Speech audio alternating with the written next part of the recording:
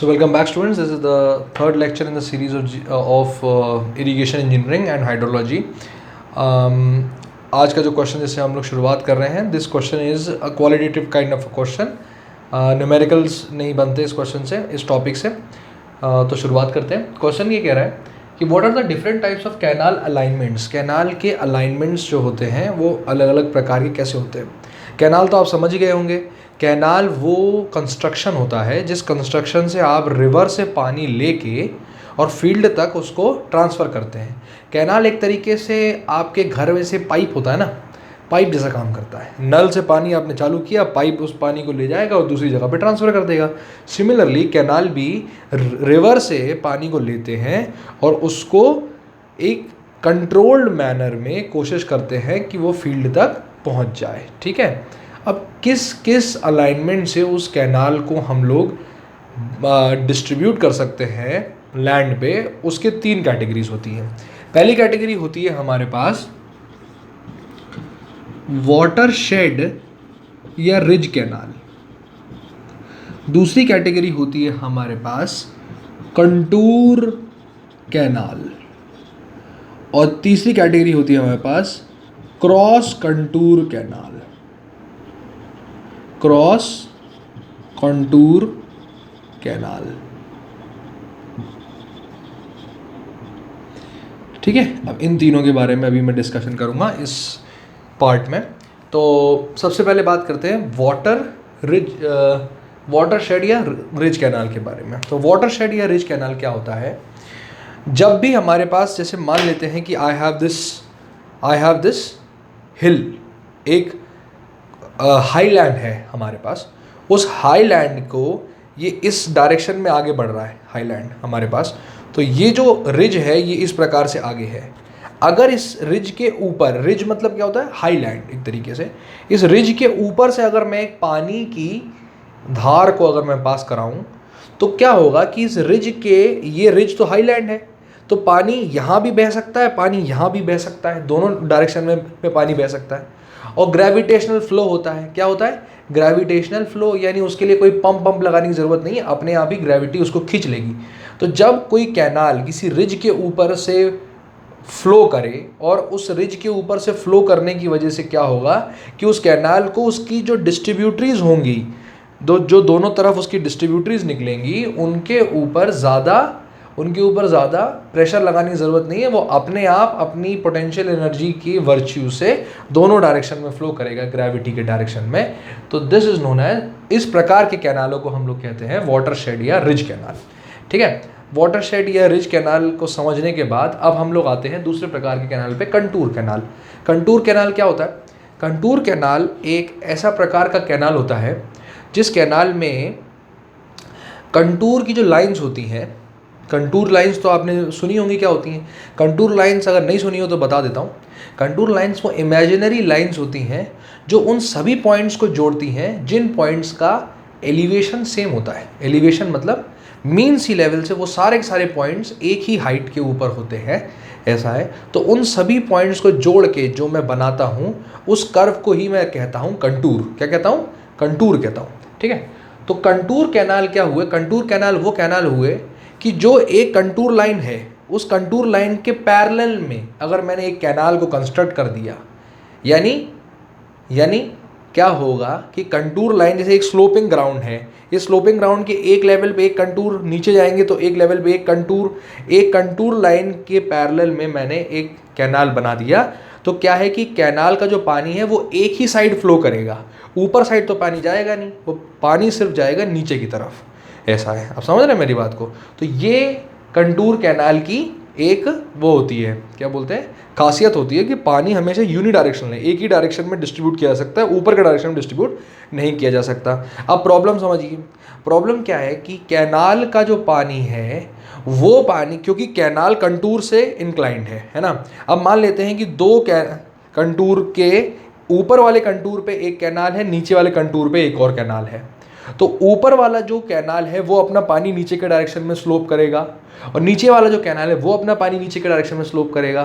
तो क्या होगा कि ये ऊपर वाला जो पानी है ये क्या करेगा, जाके नेचुरल ड्रेन की तरह एक्ट करेगा और इसको और क्या कर देगा, और इंटरसेक्ट कर देगा नीचे वाले कैनाल को। यानी नेचुरल ड्रेन्स क्या होती हैं, इस प्रकार के कैनाल्स को इंटरसेक्ट कर देती हैं। अब नेचुरल ड्रेन्स के इंटरसेक्ट करने, नेचुरल ड्रेन यानी कि छोटी छोटी नहरें जो होती हैं ना, वो इंटरसेक्ट कर देती हैं इन कैनालों को। अब आप बोलेंगे सर क्या प्रॉब्लम है, होने दो, कैनाल में पानी इंटरसेक्ट अगर हो रही है, एक छोटी सी नहर आके मिल जाए कैनाल में, तो क्या बुराई है? बुराई है, बिल्कुल बुराई है। बुराई इसीलिए है क्योंकि उस कैनाल की कैपेसिटी के लिए उसको डिज़ाइन किया गया था। वो कैनाल उतनी कैपेसिटी, उतनी डिस्चार्ज का पानी के बेचारा वो कर रहा था, कैरी कर रहा था। अब आपने क्या किया, आपने एक नहर को जाके उसमें और पानी उसमें डाल दिया।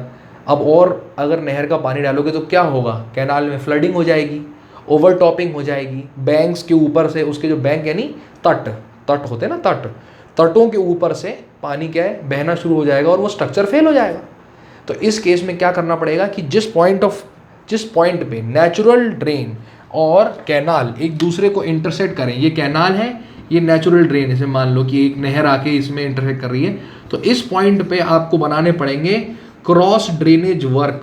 इसके बारे में आपको हम बाद में बताएंगे। Cross drainage work special kind of structure होते हैं जो कंस्ट्रक्ट किए जाते हैं in case of intersection of natural drains and canals. तो कंटूर कैनाल्स के केस में हमें बनाने पड़ेंगे क्रॉस ड्रेनेज वर्क। तीसरा होता है बस क्रॉस कंटूर कैनाल। तो क्रॉस कंटूर कैनाल, जैसा कि इसका नाम कह रहा है, क्रॉस कंटूर कैनाल उस प्रकार के कैनाल होते हैं जो कंटूर के परपेंडिकुलर में फ्लो करते हैं। यानी अगर एक स्लोपिंग ग्राउंड है, इसके ऊपर एक कंटूर, दूसरा कंटूर, तीसरा कंटूर, जैसे इस तरीके से हम लोग शो करते हैं ना स्लोपिंग ग्राउंड को, एक कंटूर, दूसरा कंटूर, तीसरा कंटूर। इसकी हाइट जैसे मान लो 200 मीटर है, इसकी हाइट मान लो 150 मीटर है, इसकी हाइट मान लो 120 मीटर है, यानी ये कर रहा है, स्लोप कर रहा है नीचे साइड में।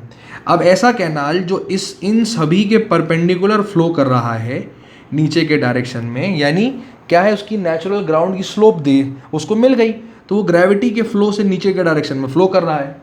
जब वो नीचे के डायरेक्शन में फ्लो कर रहा है तो अगर कोई और भी नेचुरल स्ट्रीम हुई तो वो भी नीचे के डायरेक्शन में ऐसे ही फ्लो कर रही है यहाँ पे, ठीक है। तो इस केस में क्या होगा कि नेचुरल ड्रेनेज और कैनाल के बीच में कोई भी इंटरसेक्शन पॉसिबल नहीं है, तो there is no need of any cross drainage work. Cross drainage work बनाने की आवश्यकता नहीं पड़ेगी। अब क्योंकि क्रॉस ड्रेनेज वर्क एक सिविल इंजीनियरिंग का स्ट्रक्चर है, इसका मतलब उसमें कॉन्क्रीट, उसमें ईंटें, अर्थवर्क, इन सब चीज़ों की ज़रूरत पड़ेगी, तो उसमें पैसा खर्च होगा। तो इस वजह से क्रॉस कंटूर कैनाल में, जिसमें क्रॉस ड्रेनेज वर्क नहीं बनाया जाता है, उसमें पैसे की बचत होती है। सिमिलरली वाटरशेड और रिज वाले कैनाल में भी क्रॉस ड्रेनेज वर्क नहीं बनाया जाता है, इसलिए ये भी इकोनॉमिकल होते हैं। तो ये 3 प्रकार के हैं हमारे पास जो कि कैनाल के अलाइनमेंट्स हैं।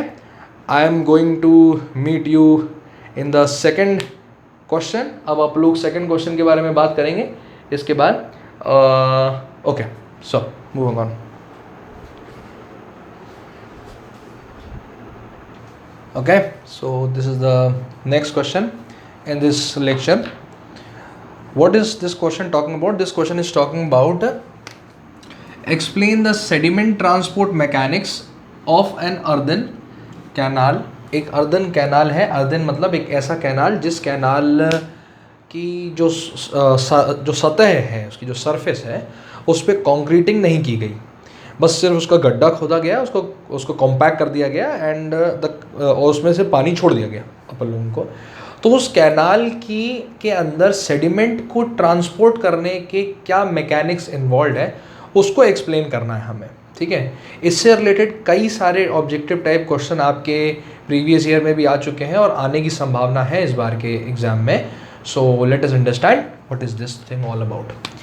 तो होता क्या है ना कि जैसे मान लेते हैं कि ये हमारे पास एक चैनल का क्रॉस सेक्शन है and what we are having is that we are having ये जो चैनल का क्रॉस सेक्शन है ये ग्रैनुलर मटेरियल से बना हुआ है। ग्रैनुलर यानी ग्रेवल प्लस, मतलब ग्रेवल और सैंड का परसेंटेज ज़्यादा है एज़ कम्पेयर टू क्ले और सिल्क का परसेंटेज। तो क्या हुआ है कि ये जो पार्टिकल्स हैं जो इसकी सतह पे चिपके हुए हैं, जो हमने कॉम्पैक्ट करके चिपकाए थे यहाँ पे, जो आपस में डेंसिफाइड है पार्टिकल्स हमारे पास, तो क्या हो रहा है कि जब पानी, अब ये क्रॉस सेक्शन था, अभी मैं आपको बना रहा हूँ लॉन्गिट्यूडनल सेक्शन। लॉन्गिट्यूडनल सेक्शन में क्या है, ये अपने पास सरफेस है और पानी क्या है, इस डायरेक्शन में फ्लो कर रहा है। जब पानी जब फ्लो करेगा इस डायरेक्शन में, तो क्या होगा, इस पानी जो है इसकी सतह के ऊपर क्या लगाएगा, इस मोशन को अपोज करने के लिए इस सतह के ऊपर डेवलप होगा क्या, फ्रिक्शन। फ्रिक्शन डेवलप हो जाएगा इस सतह के ऊपर। अभी जो फ्रिक्शन है, ये फ्रिक्शन क्या करेगा कि इन पार्टिकल्स को क्या करेगा, उखाड़ने की कोशिश करेगा और ये पार्टिकल्स बाहर निकल आएंगे। ऐसा है। तो इस अगर ये पार्टिकल्स बाहर निकल आए तो ये जो पूरा हमने बनाया है अरेंजमेंट, ये पूरा अनस्टेबल हो जाएगा, ख़त्म हो जाएगा पूरा पूरा अरेंजमेंट, है ना। तो इसीलिए हमें बचा के रखना इन पार्टिकल्स को, जहाँ वो है वहीं पे उन्हें बचा के रखना है। तो उस वो कैसे पॉसिबल है, वो ऐसे पॉसिबल है कि इस सतह पे लगने वाली जो शीयर स्ट्रेस है उसे हम लोग कहते हैं टाउ नॉट, उसकी वैल्यू क्रिटिकल शीयर स्ट्रेस से कम रहे। क्रिटिकल शीयर स्ट्रेस की वैल्यू एम्पेरिकली फॉर्मूलोज से निकाली गई है। क्रिटिकल शीयर स्ट्रेस की वैल्यू जो होती है, this is found out by the help of Shields equation. Shield की equation 0.056 into G-1 into gamma into D होती है हमारे पास शील्ड की इक्वेशन। G की वैल्यू को 2.65 पुट करने के बाद, क्योंकि ये सैंड का एक रेंज का G की सैंड के लिए G की टिपिकल वैल्यू होती है 2.65। इसको जब मैं पुट कर दूंगा यहाँ पे, तो the value which I am going to get is gamma D by 11। Tau C की वैल्यू आ जाएगी मेरे पास गामा डी बाई 11 के बराबर। तो ये जो टाउ नॉट, ये है शेयर अप्लाइड शेयर स्ट्रेस और ये है क्रिटिकल वैल्यू, इससे कम रहनी चाहिए। क्रिटिकल की वैल्यू मैंने आपको बता दी कि शील्ड की इक्वेशन के अनुसार क्रिटिकल की वैल्यू ये आती है, जिसको सिंप्लीफाई करके हम ये पुट करते हैं। अब हम लोग देखते हैं कि शेयर स्ट्रेस जो है इसका डिस्ट्रीब्यूशन कैसा होता है। डिस्ट्रीब्यूशन ऐसा होता है, डिस्ट्रीब्यूशन इन द सेंस ये shear stress, applied shear stress इसके साइड्स में और इसके बॉटम में अलग अलग डिस्ट्रीब्यूशन को फॉलो करता है। कैसे फॉलो करता है, मैं ज़रा आपको एक बना के दिखा देता हूँ यहाँ पे। जो अगर इसका क्रॉस सेक्शन है, इस पर शेयर स्ट्रेस अगर एक्ट कर रहा है तो इसके बॉटम पे ये शेयर स्ट्रेस कांस्टेंट रहता है और इसकी जो वैल्यू रहती है, this is equal to tau naught, और जो मैंने अभी बताया tau naught is equal to gamma R into S. फिर बताऊंगा ये सारे terms, gamma water into R into S naught. अब देखना, S naught is nothing but the longitudinal slope. Longitudinal slope होती है एस नॉट, ठीक है। R is nothing but the hydraulic radius, R is nothing but the hydraulic radius जो होती है, और ये जो वैल्यू होती है हाइड्रोलिक रेडियस की या हाइड्रोलिक मीन डेप्थ की जो वैल्यू होती है, this is nothing but R is equal to A upon P, that is area of cross section of this canal. इस कैनाल का area of cross section divided by इसका perimeter, जो इसका perimeter है, इसका लेंथ प्लस का length plus का length, इसको हम जब डिवाइड कर देंगे तो I am going to get the value of R. And gamma W is nothing but the value of unit weight of water, unit weight of water की value होती है हमारे पास। तो ये कांस्टेंट बना रहता है बेस में, लेकिन ये जो वैल्यू होती है this is variable in case of sides. Sides के केस में ये क्या वैल्यू रहेगी, दिस वैल्यू रिमेन्स वेरिएबल। कैसी रहेगी, वेरिएबल, यानी कम से ज़्यादा हो रही है हमारे पास। तो हम क्या करते हैं कि क्योंकि ये वेरिएबल है तब we take the value of average. हम एवरेज वैल्यू ले लेते हैं शेयर स्ट्रेस की, और जो एवरेज वैल्यू होती है this is nothing but 0.75 times tau naught, यानी 0.75 times gamma R into S naught, this is the value. ये वैल्यू होती है हमारे पास। तो ये वैल्यू होगी हमारे पास किसकी, shear stress applied on the, shear stress applied on the sides, और ये वैल्यू होगी shear stress applied on the bottom की, गामा आर एस नॉट और 0.75 times gamma R S not, ये वैल्यूज होती हैं हमारे पास। अब आते हैं दोबारा मुद्दे पे। तो अगर मुझे इस चैनल को बचाना है तो मुझे इसके स्लोप्स को भी बचाना है और मुझे इसके बेस को भी बचाना है। तो मुझे दो चीज़ों को बचाना है, पहले मुझे बचाना है बेस को और दूसरे मुझे बचाना है स्लोप्स को। तो बेस को पहले बचाने के लिए मुझे क्या करना पड़ेगा, बेस को बचाने के लिए इस टाउ नॉट की वैल्यू को इस टाउ सी की वैल्यू से कम रखना पड़ेगा। तो टाउ नॉट की वैल्यू तो मेरे पास कितनी है, gamma W R into S not, और ये जो वैल्यू है ये मेरे पास कितनी है, गामा डब्ल्यू डी अपॉन 11। ये अगर वैल्यू इससे कम रहेगी तभी मैं कह सकता हूँ, इससे कम या इससे बराबर रहेगी तो मैं कह सकता हूँ कि ये जो चैनल है इसका बेस सेफ बना रहेगा। अगर गामा डब्ल्यू से गामा डब्ल्यू की वैल्यू को कैंसिल किया जाए तो 11R into S naught is less than equal to D, ये है एक मिनट, ये उल्टा मैंने लिख दिया, दिस इज ग्रेटर, एक मिनट, अप्लाइड की वैल्यू कम होगी, सॉरी, हाँ दिस इज लेस, हाँ। तो जो डेप्थ की ये डी है अपने पास diameter of particle, diameter of particle के लिए जो डायमीटर ऑफ पार्टिकल का जो लिमिटिंग वैल्यू होती है वो इससे डिसाइड होती है, this is the value of diameter of particle, ये बेस को सेफ बनाने के लिए। अगर सिमिलरली अगर मैं इसके साइड्स को सेफ बनाने की कोशिश कर रहा हूँ तो जो सेकंड क्राइटेरिया होता है, the second criteria is making it's sides safe, sides को अगर मैं सेफ बना रहा हूँ तो उसके लिए क्या होगा, सिमिलरली वैसे ही होगा, साइड्स पे जो शियर स्ट्रेस अप्लाई हो रहा है वो कितना अप्लाई हो रहा है, 0.75 times gamma R into S naught, इसकी वैल्यू कम होनी चाहिए साइड्स पे लगने वाले शियर स्ट्रेस के बराबर, क्रिटिकल शियर स्ट्रेस से कम होनी चाहिए इसकी वैल्यू। तो ये जो होती है साइड्स पे लगने वाला जो क्रिटिकल शियर स्ट्रेस होता है, this is denoted by the formula tau C into 1 minus sine square theta divided by sine square phi. अब मैं समझाऊंगा एक एक चीज़, ज़रा ध्यान से देखना। ये अगर मेरे पास साइड स्लोप है, ये 1 है, ये मेरे पास n है, तो ये होगा under root of 1 plus N square. तो ये साइन थीटा की वैल्यू जो होगी, ये थीटा ये है, तो theta will be equal to 1 upon under root of 1 plus N square. This is the value of sine theta which you are going to use in this formula. And phi is nothing but the angle of internal friction, जो हमने पढ़ा था soil mechanics में। Angle of internal friction की value को यहाँ रखेंगे, sine theta की वैल्यू को यहाँ पुट करेंगे, और टाउ सी की वैल्यू वही टाउ सी की वैल्यू है जो मेरे पास इससे पहले जो मैंने यूज की थी, यानी gamma W D by 11 into under root of 1 minus sine square theta divide by sine square phi. This is the value of tau C dash, ये वैल्यू होगी आपके पास, ये फॉर्मूला होगा इसकी वैल्यू का, ठीक है। अब इस टाउ सी डैश की वैल्यू को मैं अगर यहाँ पुट कर दूँ तो मेरे पास वैल्यू किसकी मिल जाएगी, तो मेरे पास वो क्राइटेरिया कंप्लीट हो जाएगा। यानी वो क्राइटेरिया अगर मैं इसी को छोटा करके यहाँ लिख देता हूँ, gamma W D by 11 divided by 1 minus sine square theta divide by sine square phi, this is the value. अगर ये कंडीशन सेफ, अगर ये कंडीशन फॉलो हो रही है तो मैं कहूँगा कि उसकी साइड सेफ है। अगर ये वाली कंडीशन फॉलो हो रही है तो मैं कहूँगा कि उसका बेस सेफ है। ये कंडीशन फॉलो हो रही है तो उसका बेस सेफ है, ये कंडीशन फॉलो हो रही है तो उसकी साइड सेफ है।